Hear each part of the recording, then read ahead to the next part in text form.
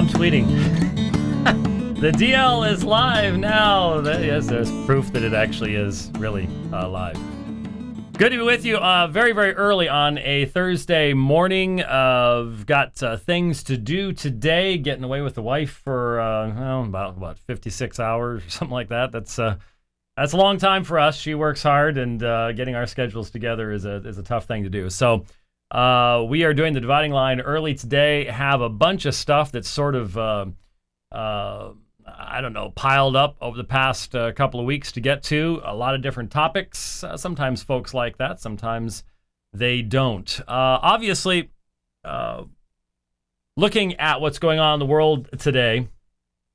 Actually, believe this or not, I have a newspaper. I mean, it's made of paper. It even has. See, it has comics in it. And it's a real newspaper. Don Fry gave it to me. It's the only way I get a newspaper is Don Fry gave it. But we may get to that. I don't know. It's relevant to one of the things on the list here, depending on what we actually get to today. But obviously, the world is looking very much at what is happening in Iraq. And I was listening actually to some comments made by Al Mohler. And when the United States went into Iraq after 2001, I had not yet started my real intense study of Islam. And I know I came to the conclusion in years afterwards, once I had a background in the Sunni Shia issues and things like that, that I just had to look at it and go, that wasn't wise.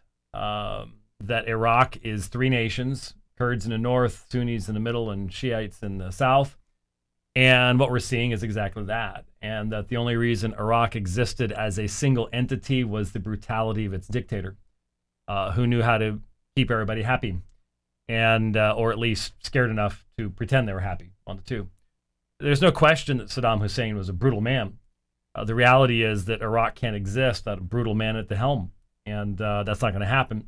So I don't know what's going to go on there, what you're going to end up with. I think probably Iran will end up annexing the southern portion, and you'll have some kind of wild-eyed Syrian, Iraqi middle, and the Kurds in the north. And who knows? I don't know. Nobody knows. But I hear President Obama saying, "Well, we're not going to do anything until the Iraqis deal with this strife and division between the Sunnis and the Shiites. Please stop that. We're not going to help you." I just go, really? Okay. All right. You have to. You might as well laugh. It's either that or cry at the foolishness of both the past two American administration, now regime. There's a difference between the two. You just have to go, really? Seriously? You just figure that the Sunnis and the Shias are just going to stop blowing each other up because you suggest that would be the nice thing to do. Okay, all right, okay. Maybe we could start a hashtag thing where we could get people to put up a little piece of paper with hashtag that says Sunni heart Shia and Shia heart Sunni, and look real sad.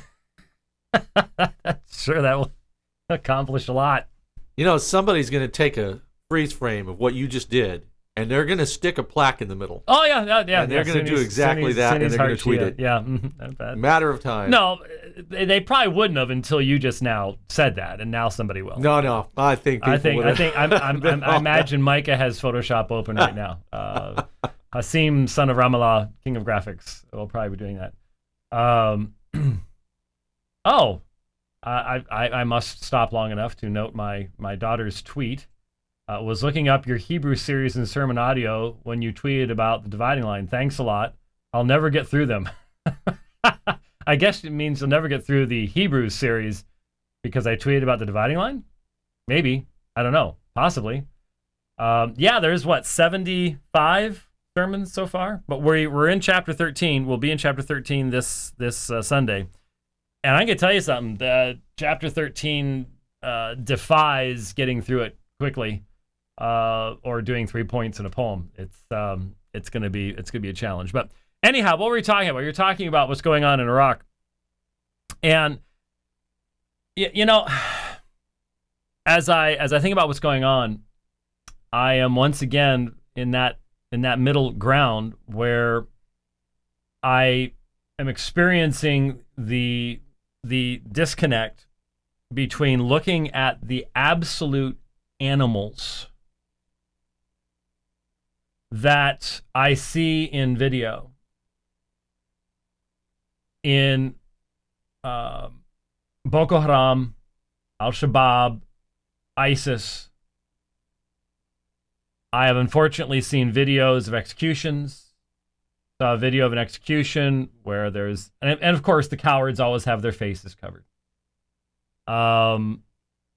And they're quoting from the Quran, and they are quoting from Surah 9, fight those who do not believe in Allah or in the last day, and who do not consider unlawful what Allah and his messenger have made unlawful, and who do not adopt the religion of truth from those who were given the scripture, Ya'al al-Kitab, the people of the book. Fight until they give the jizya willingly while they are humbled. Now, it's interesting to me that the very next thing after talking about fighting these individuals until they give the jizya, and this translation says they are humbled. That's the actual, I remember when my Arabic tutor and I went through this, that's the exact same Arabic term that is used of the humiliation of Satan in being cast down after the Adam and Eve incident, when Satan will not bow down before Adam. So it's not just feel themselves humbled; it's humiliated is what it is. But the very next ayah, Surah 9:30, says the Jews say Ezra is the son of Allah. I've never seen any evidence they actually ever did that, but anyway. And the Christians say the Messiah is the son of Allah. Well, that is their statement from their mouths. They imitate the saying of those who disbelieve before them. May Allah destroy them. How are they deluded? Many of the ISIS people and the people in Al-Shabaab and Boko Haram and all the rest of these terrorist groups will apply theological standards before they shoot somebody. Are you a Christian? Yes. Boom, you're dead. Where'd they get this? Right there. Right there. Surah 9. And you go, well, but there aren't there arguments against that? Sure. I mean, but the problem is, these are not the most brilliant people that have ever walked the face of the earth. Many of these individuals are just not overly bright, but they're overly violent. And they want an excuse to rape, pillage, murder, and this gives them the perfect excuse. And the problem is that those who would say, well, no, this doesn't represent Islam. And thankfully, for the vast majority of Muslims, it doesn't. Because if every Muslim in the world read Surah 9, 29, and 30 and did not have do you see the graphic that was just tweeted?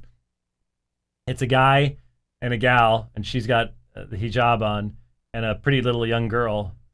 And he's saying, I am Shia, and she says, I am Sunni, and their daughter says, I am sushi.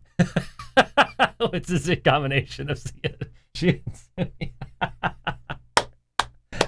Okay, I appreciate that, but I can guarantee you something. That picture was not taken in Iraq. Yeah. That can happen in the West, thanks to us. Can't happen over there, unfortunately. But yeah, Jason Alagood tweeted that. That's cute. I like that. Anyway, obviously, see, I am being distracted today. Now Summer is tweeting pictures of my gorgeous granddaughter pointing at me on the computer again. But for some reason, Clementine is in a phase where she identifies me as a baby now instead of grandpa. She's pointing at the computer going, baby. And I don't look like a baby anymore. I suppose since I don't have any hair, I suppose maybe that's what she's thinking. bald equals baby. I don't know. In the mind of an 18-month-old, what can you expect? I don't know. But yeah, that's the current picture, because that's actually me wearing what I'm wearing right now. So there's a thank you, Summer, for posting that. And now I have no idea what I was talking about. Oh yeah. The problem that we have, obviously, if the internet was filled with videos of men who called themselves Christians with black hoods over their faces, making Muslims bow in front of them, and then quoting from the Bible and then shooting them in the back of the head, which is one of the videos that I saw over the past few days, so that they tumble into their own grave.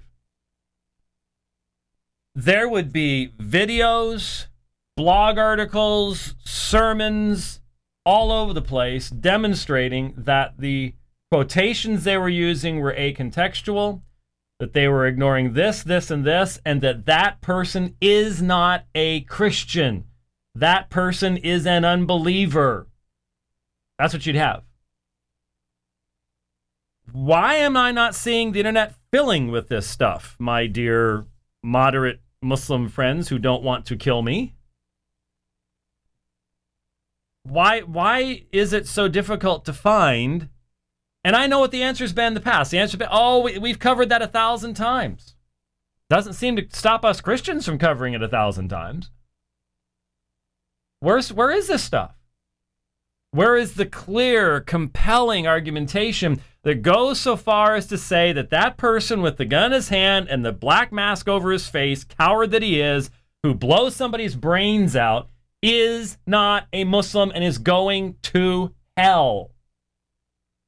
Where is that?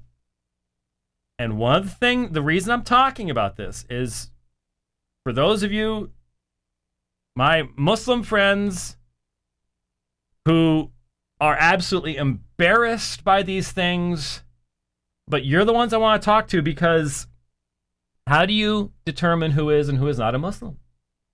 How do you do it? They said the Shahada. Some of them have gone on Hajj. They say the prayers. They would look you in the eye and say, I believe Muhammad was a prophet. And you know that there are historical streams of jurisprudence that allow for amazing behaviors in light of jihad. And when I listen to almost any conservative Muslim arguing that they can't be doing this, about the only dividing line I hear is that, well, we don't have a caliph to actually proclaim a state of jihad. And it seems to me these radicals have some pretty strong arguments against that. Saying, well, look at the situation, look at the reality, look at what's going on here. Jihad does exist. You don't have to have a caliph to make that argument. And again, it takes us back to my argument, and that is this text, let's put on over there, this text is not sufficient in and of itself to provide the context and the means of exegesis. For example, I look at this, and this again, when I listen to my Muslim friends, this is not what I hear them saying. This is not how I hear them talking. When you all listen to us and you hear us, I'm going to be interacting with someone on other issues here. We're going to be going to the text of Scripture, and we're going to be talking about word usage, context, what this particular author has done with this particular term, and all the rest of this stuff. When you listen to us, we are utilizing all of these contextual, grammatical, linguistic tools to allow the Scriptures to speak to certain issues. You can't do that that's not what I hear people doing with the Quran. When I look at Surah 9, I could say, what about the doctrine of abrogation? What about the various groups and how they apply the doctrine of abrogation? Because Surah 9 is one of the last surahs to be written. So does Surah 9 overrule Surah 2?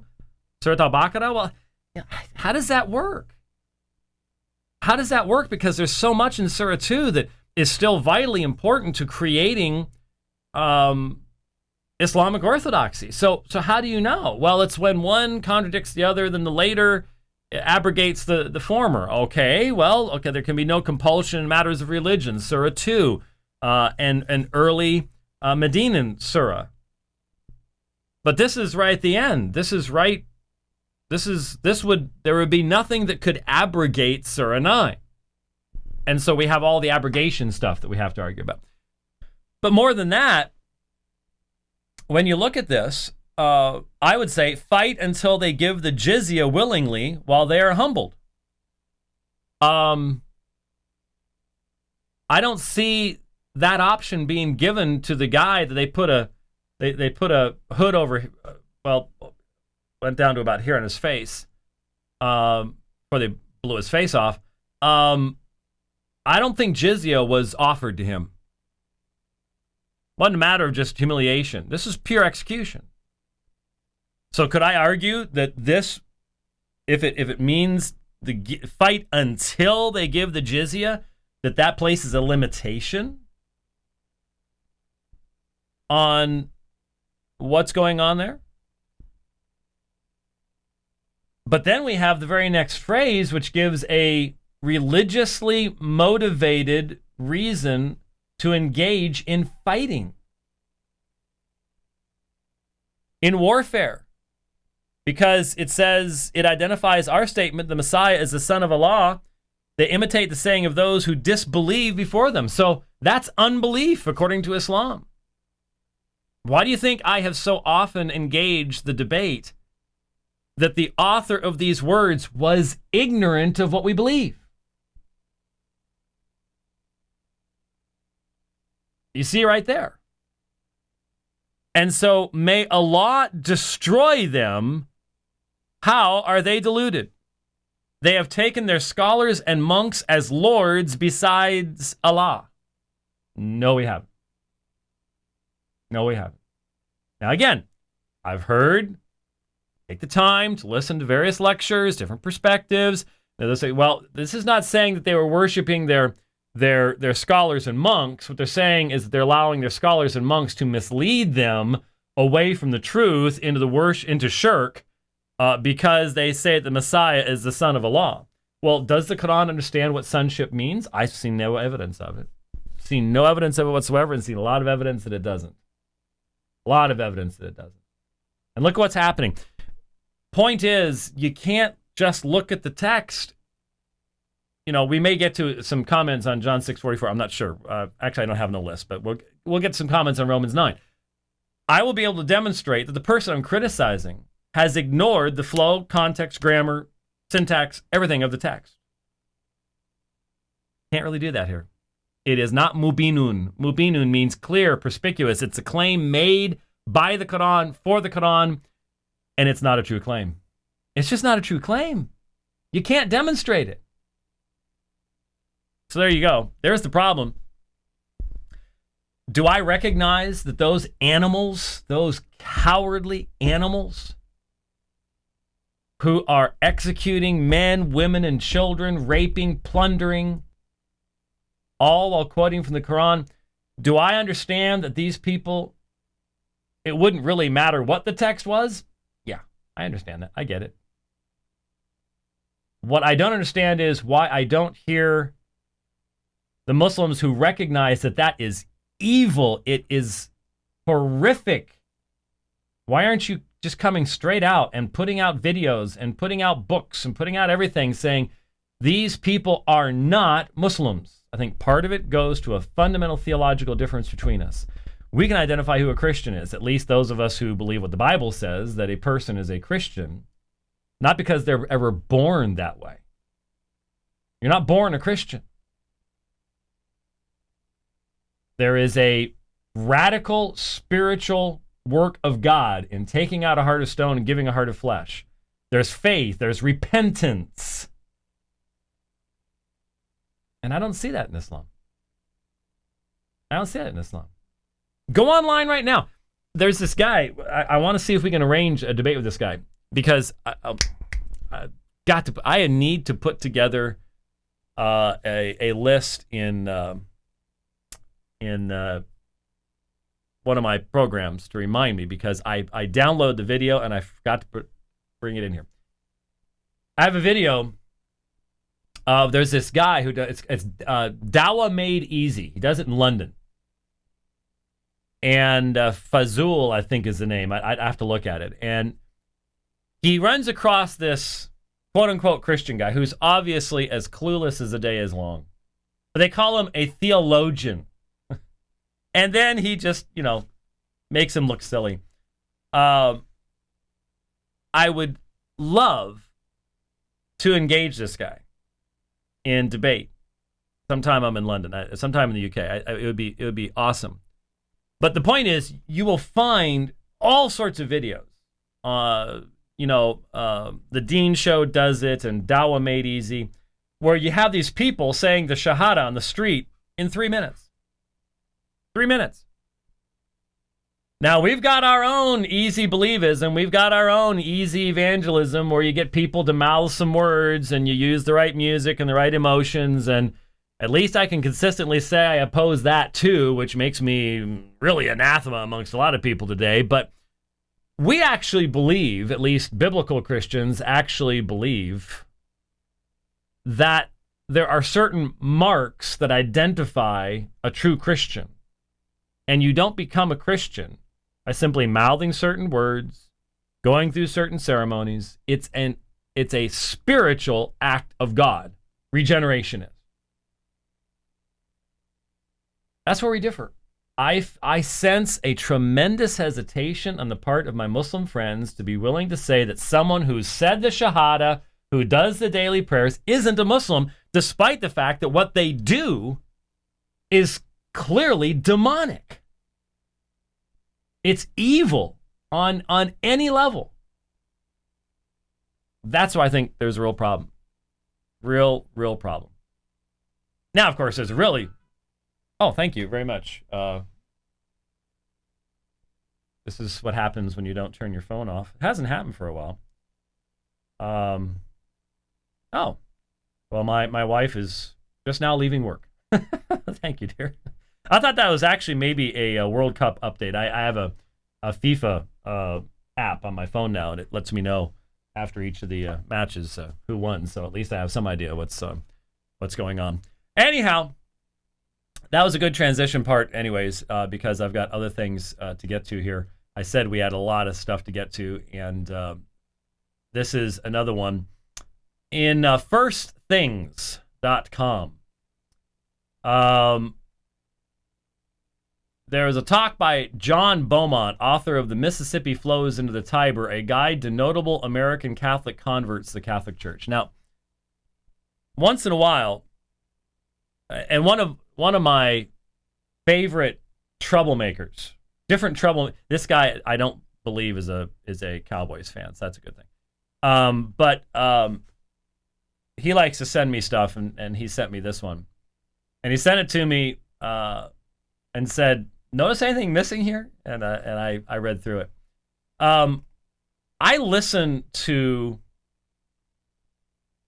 EWTN once in a while. I can't listen to it all the time, but it's in the feeds on the in the car, and sometimes, especially in the afternoons when Catholic Answers Live is on or something like that, I'll take the time to listen to it. And there is absolutely no question that I am struck over and over and over and over again, especially if I happen to run across the coming home stuff. Marcus Grodi. There is such a massive difference between how we, as Protestants, believing historic Protestants, speak of conversion and how Roman Catholics do. We speak of conversion to Christ, the gospel, eternal salvation. They speak of conversion to the church. That's just the only way to put it. I mean, listen. Take some time to listen sometime. What's the focus when you listen to Roman Catholics? The church, the church, the church, conversion to the church, came home to the church, church, the church, church, church. And what's the emphasis upon Protestant testimonies? my sin, my repentance, my looking to Christ, his sufficiency, the gospel, my relationship to God. Now, should there be amongst Protestants a recognition of the gift that the church is to his people? Of course. By tradition at PRBC, I tend to be the one that offers the final prayer after the Lord's Supper. There are other men in the congregation that offer the prayers before we partake of the cup, before we partake of the bread. But generally, as long as I'm there, I'm going to be the one that offers the prayer at the end. And very, very often, part of my prayer is thank you for the wisdom shown by giving to your church these ordinances whereby the gospel is portrayed to us and we are reminded of the tremendous cost that was paid for our redemption. And so I am a churchman, and I do see that there is a real danger, and I speak against this danger, of the individualism that is rampant in much of evangelicalism today, and seek to strike a meaningful, biblically based balance in regards to these things. But that balance isn't even tried for on the part of our Roman Catholic friends.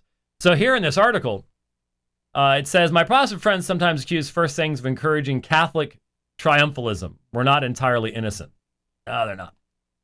But then he gives a list of 8 things. 8 things here. And so in that spirit, with the urgent reminder that there's no reason Protestants don't share in the reasons in their own way, I'll recount John's summation, adding my own observations. And this is a wonderful compilation of convert stories that includes a few folks associated with Fine Magazine, etc., etc. Why do people convert to Catholicism? Why do people so here's why they could. Visibility. Catholicism attracts because it's visible. Universality. The church is universal, spanning the entire globe. Of course, the true church. Endurance. There's a joke about a papal representative who meets with Stalin. The man of steel announces his intention to destroy the church. The cleric responds, good luck. We've been trying for 2,000 years and haven't succeeded. Of course, that assumes that Romanism is the same church that's existed for 2,000 years, and I would very heartily argue against that. Authority. In our age of exalted individualism and false views of freedom, the church's authority is often seen as a liability. It is, in fact, the opposite. Well, we'd have to have a discussion about how that has been exercised in the past and what the actual authority of the Scripture is. Beauty. The church's beauty has its own power as well. Hierarchy. Number 6. 7. Saints. 8. Moral witness. That's a two-edged sword, isn't it? So there they are. And of course, this was sent to me, and I says, anything missing there? I said, yeah. How about the gospel and Jesus? That'd be good. Yeah, that's where the difference really is. It really does strike me that there is just such a listen to the Coming Home Network sometime. I'm not making this up. I can just say, go listen. And the church. Oh, and then Jesus might jump in there once in a while as part of the church. But there is a real fundamental difference between the two. There was the Assyrian Encyclopedia actually sent me a link to a discussion between a Roman Catholic in William Lane Craig's Bible study class recently, because they record his Bible study class, the Defenders class. And it was on the subject of the Mass and the transubstantiation. And, of course, once again, I may go ahead and play it, and just to give you an idea of the difference between a Reformed response to the apologetic presentation of the Roman Catholic and a virulently non-Reformed response, even though I'll have to say, in the preceding Defenders class, when Craig had gone over Rome's doctrine of the Eucharistic sacrifice, it was pretty good. It was accurate. I mean, the guy's a scholar. Just severely compromised on a theological level, unfortunately. Okay. Now, I was directed to this article yesterday by the other troublemaker, who is the Cowboys fan. I think maybe it wasn't him. I'm sorry, I've forgotten where it came from. I'm experiencing social media overload because I have finally started doing stuff on Facebook. I'm way behind the curve. I do post some things on Facebook now.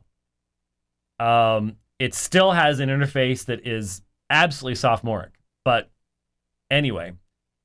So I now have a perfect excuse to say I don't remember who sent me this link because I've got stuff coming from Twitter, email, Facebook. Who's to remember? Who's to remember?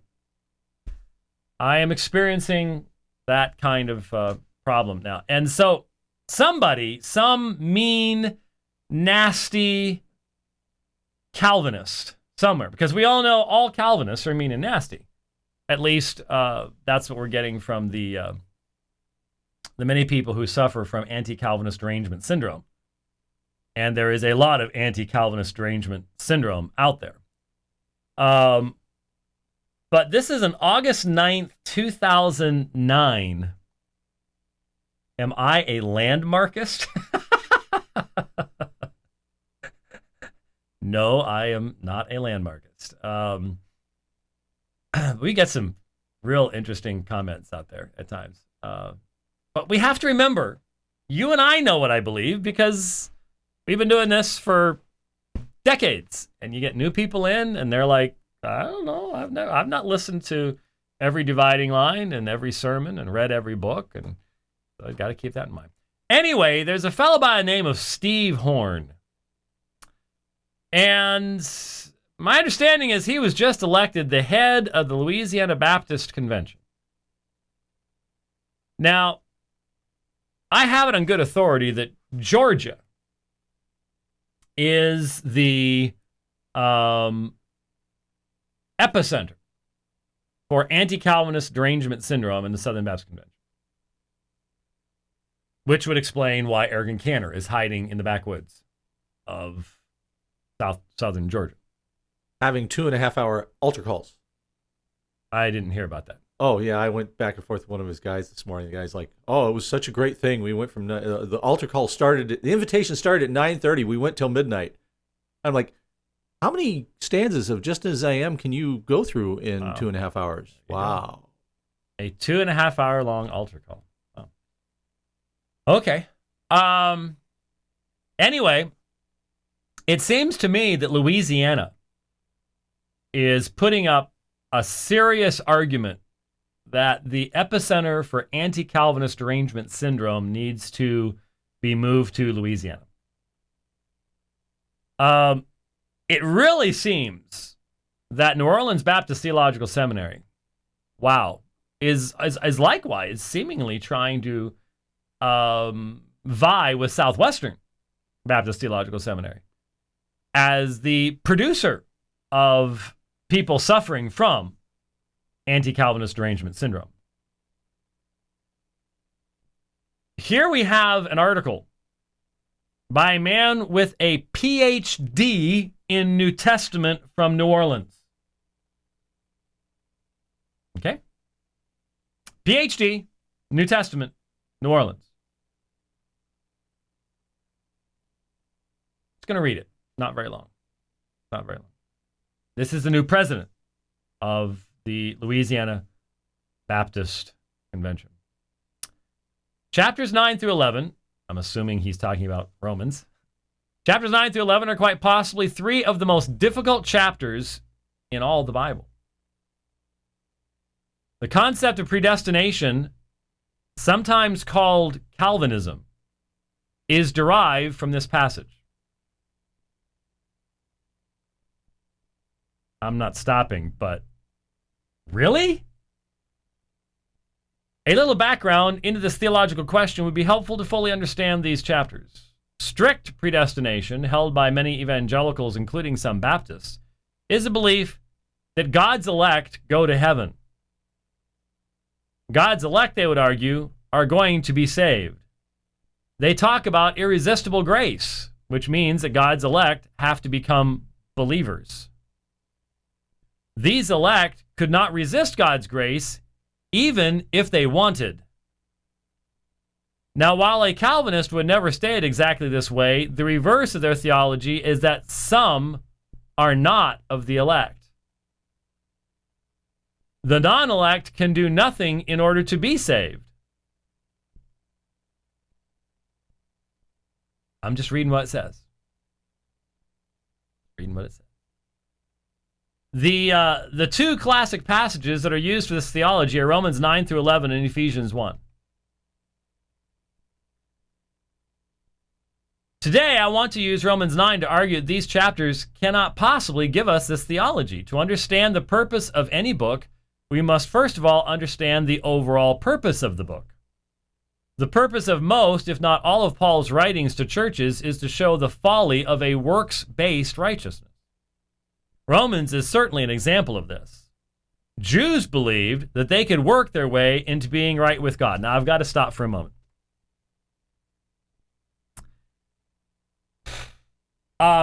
This is why N.T. Wright has such an easy time promoting his perspective. And when I respond to Wright, and have responded over the years, and as we engaged on the Unbelievable broadcast, I had to differentiate myself from many. I am very, very thankful, and this is sort of an aside that doesn't have anything to do with this, but maybe this will be the most important thing we end up talking about, actually. I am so thankful that there is a Jewish bookstore. There was a Jewish bookstore. You know, I haven't gone by there in so long, I don't know if it's still there. I'm going to go by there and find out. It used to be at Missouri and 7th Street. There used to be a Jewish bookstore there. I'm going to go back by because I loved going there. I got some good mezuzahs there for my house. Anyway, I would go to the Jewish bookstore. I don't remember what it was. I just recognized when I was in seminary that to be a good apologist meant that I needed to spend a lot more time than most everybody else was spending in a proper understanding of the Jewish background in the New Testament. And that meant understanding what the Pharisees believed and that kind of stuff. And so even as a poor seminary student, I invested in purchasing the Mishnah, the Talmud, the Sonsino Talmud, the 22-volume. You know, now I have it on my phone. Back then, that you didn't have anything on your phone except your phone. And this was before I ever had a cell phone. This was before I had a pager. Okay, this was in the dark ages for you young folks. Yeah, this is, before penicillin and air flight. It's all just a blur. When the phones were connected to the wall. That's exactly right. That's exactly right. They were this big, and you picked them up, and you went beep, beep, beep, beep, or you went. Anyway. Anyhow, I even took classes on Midrash and the Mishnah at the Jewish Community Center, and took classes with Jewish scholars at ASU, and I did a lot of looking into and trying to understand the Jewish backgrounds in the New Testament. So when I read something like this, Jews believe that they could work their way into being right with God, I just want to faceplant. I know how common that is. I know you've probably heard it from 1,000 people, but you didn't get it from reading primary sources.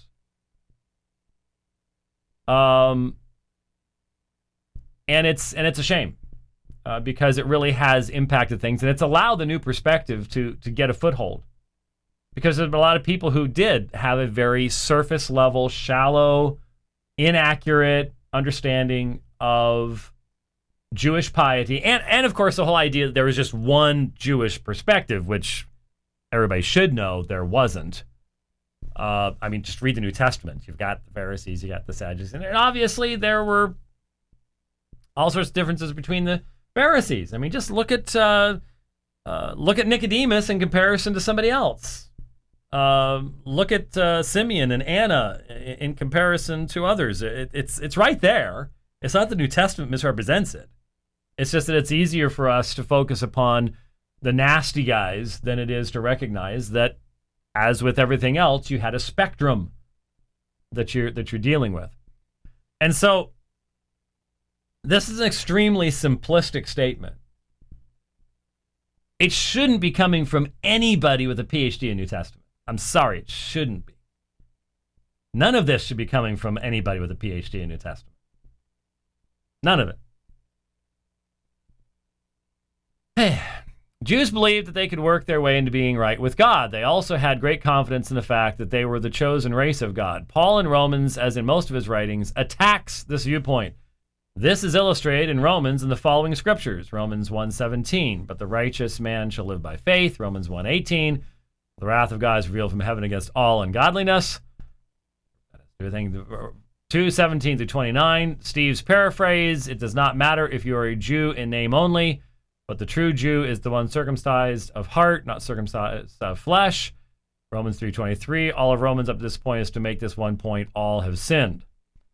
Well, there's truth in the fact that the beginning of Romans is all meant to bring everybody to the same position of being condemned before God as sinners. There's no question about that. Romans chapter 2 is directed to the Jew who's trusting in his own righteousness, and yet he's actually breaking the very laws of God that were mentioned in Romans chapter 1. Romans chapter 3 begins with that catena of passages, first 10 verses, summarizing, 11 verses, bring together the Old Testament witness of the universal sinfulness of man. And hence, all men are brought before God, mouths closed, self-righteousness ended, standing before God is guilty. Now we're ready for the good news. Very important to keep that in mind. Very true. Okay, that's good. So we must read Romans from the perspective that Paul wrote. That perspective is simply that we cannot work our way or be born into a relationship with God. I thoroughly agree that that is one element of what Paul said.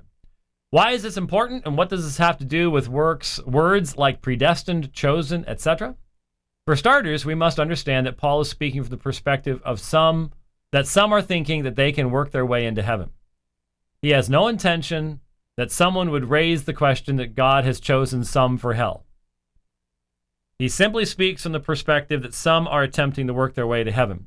When we understand this perspective, we then can hopefully understand that Paul is using extreme language to underscore that there is absolutely no merit that any human brings in order to be made right with God.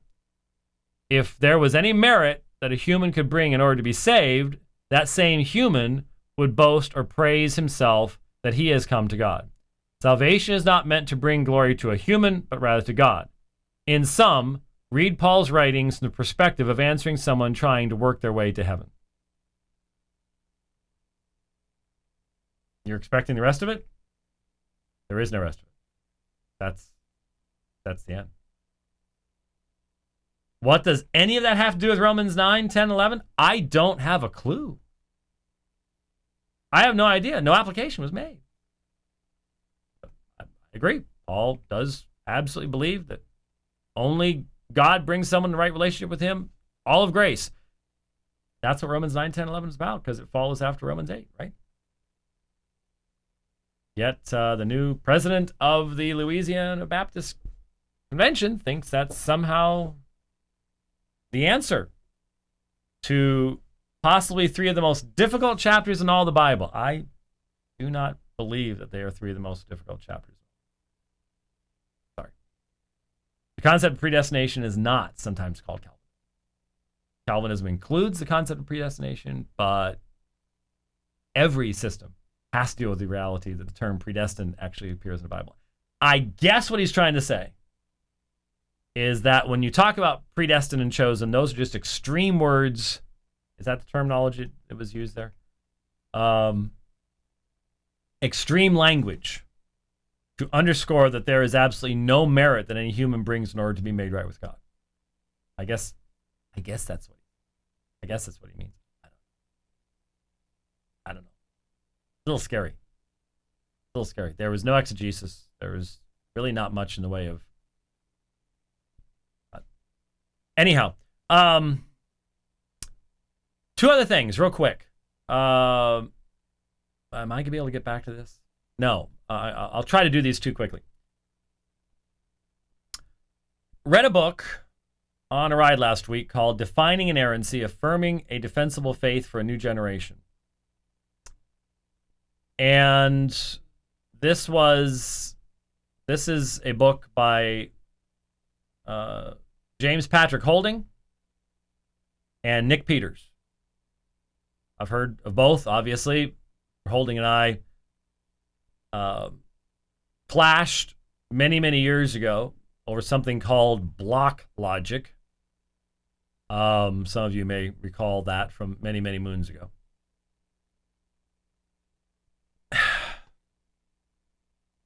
Basically, this is a blast back at Norman Geisler. And I have not had a whole lot of interest in getting into the middle of this because I've got so many other things going on, so many other topics going on. I think I probably will go ahead and read the Geisler work. Some of you may recall what happened with the Mike Licona situation. What was that? That was a good 2 years ago now, wasn't it? That's at least about 2, maybe 3 years ago now. And I certainly am a person who well knows that Norman Geisler can be very aggressive when it comes to politics. When Norm Geisler decides that you're not right, you are not right. That's just the end of that. At the same time, I am very uncomfortable with what I do see as a degradation of the view of inerrancy on the part of many people. So I wanted to see what this book had to say. I was troubled. I agree with some of the things that it says. Obviously, I think Geisler is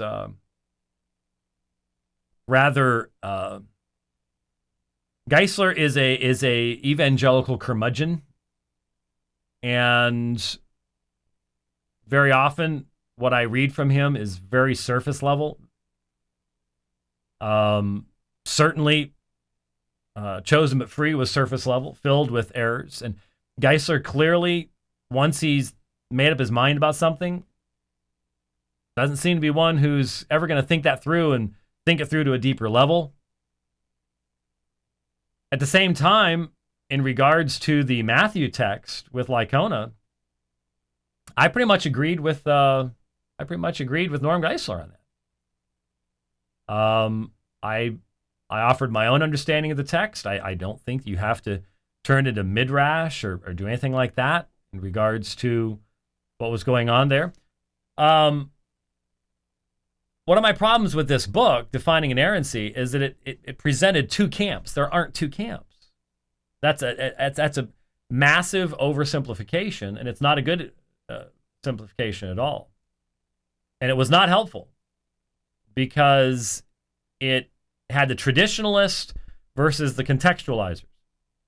Yeah, well, I would identify some major differences between people that were identified in this book as contextualizers. Some of which go well beyond any meaningful interpretation of the Chicago Statement. And by just creating these two camps, I thought there was a lot of inaccuracies that resulted from that. But all of that to say that the 15th chapter which is written by Nick Peters, is titled "Lordship Over Scholarship?" ? And this was the very last chapter. Maybe that stuck with me more because, it's the last thing you hear. I mean, your closing statement needs to be something that really, communicates. Dan Wallace actually sort of supports this book, which troubled me. But I'm to the right of Dan on a number of things, so it doesn't surprise me. But putting Dan in the same group and then saying, all these people are on the same page, they're not. That's one of the problems I had. Anyway, what really concerned me was this last chapter. Let me give you a sense of it. Peters is quoting from Geisler. Geisler says further, quote, "As evangelicals, we must beware of desiring a seat at the table of contemporary scholarship, which is riddled with presuppositions that are antagonistic to evangelical Christianity," end quote. I agree 1,000%. Agree 1,000%. But listen to Nick Peters' response. "On the contrary, I think we should eagerly be desiring this. How are we supposed to make an impact in the world of scholarship if we don't want to sit at the table? Imagine what it could mean for Christianity if Christians were seen as trusted authorities in each field. Instead of fearing antagonistic presuppositions, what happened to correcting them with real scholarship?" Now that paragraph really concerns me. That's muddled in an amazing way. Now, I find it interesting. I had lunch with Norm Geisler. This was before, obviously, the Potter's Freedom, back when Norm liked me. I know we were at the Dallas Christian Booksellers Convention, whatever that was. It was a really hot one. It was in Dallas, like 106. And we had lunch together, and presuppositionalism came up. Well, Norm is death on presuppositionalism. I mean, I tried to correct what were obviously, to me, some misunderstandings on the good doctor's part as to what presuppositionalism was actually saying. He was having none of it. You got to realize that for Norm, he's final authority on anything that he speaks on. And nobody who's younger than he is could possibly offer him anything that he could learn. That's one thing I've learned from Norman Geisler is I never want to be that way. Anyway, so it's funny, to me anyway, somewhat ironic, that Geisler here recognizes the central role of worldview and presupposition in doing scholarship, and that the table of contemporary scholarship is defined by the enshrinement of a non-Christian worldview as its very definition, its very reason for existence. And he recognizes these presuppositions that are antagonistic to evangelical Christianity. And the whole point is, to sit at that table is to compromise and give in to those presuppositions. To say that there is a moral neutral ground. That there are things that are true outside of Jesus Christ having defined them to be true. To say that we should go ahead and lay aside our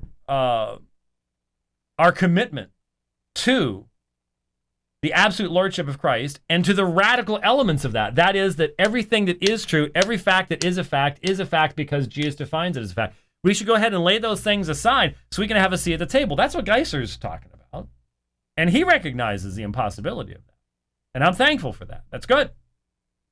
But I don't know where Nick Peters is coming from. We should eagerly be desiring this, to have a table, to have a seat at the table of contemporary scholarship, which is riddled with presuppositions or antagonistic to evangelical Christianity. Now, what I'm hoping he's saying is that we should be seeking to challenge those presuppositions, but That's not what Geisler was talking about. How are we supposed to make an impact in the world of scholarship if we don't want to sit at the table? Well, maybe by demonstrating that the presuppositions that they have enshrined as dogma and demand we accept are incoherent. How about doing an internal critique of the worldview? How about demonstrating that their form of scholarship becomes incestuous because it does not have reference to an external source of objective truth that can make their scholarship meaningful? How about doing that? Imagine what it could mean for Christianity if Christians are seen as trusted authorities in each field. Do you really think that they're trusted, that the idea of trust is given outside of the worldview? This is the reason that we're not trusted, is because there is a deep-seated spiritual hatred to those who bow the knee to the God that these people are suppressing knowledge about. Instead of fearing antagonistic presuppositions, what happened to correcting them with real scholarship?